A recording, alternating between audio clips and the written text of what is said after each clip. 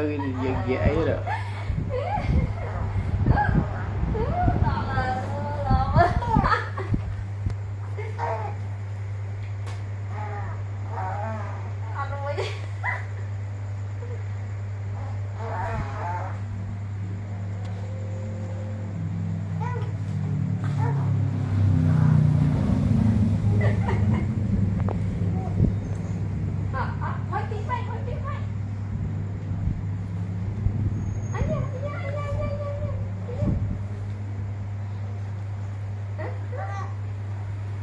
giờ toàn chạy đỏ đai rồi chạy đỏ đáy từ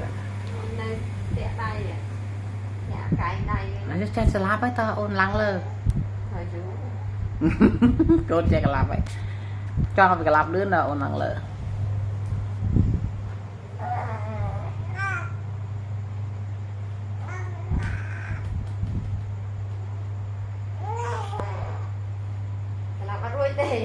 tẻ bay vậy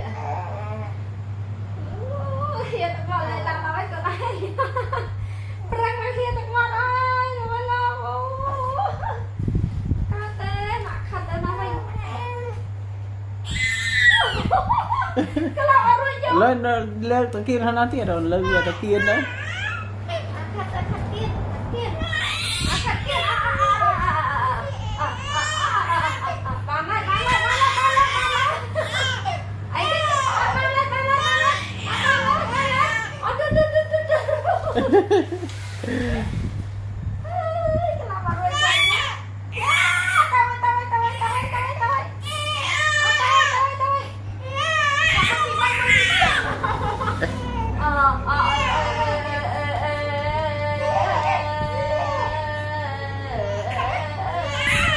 lấy ra ta kia nó thì tiếp tao à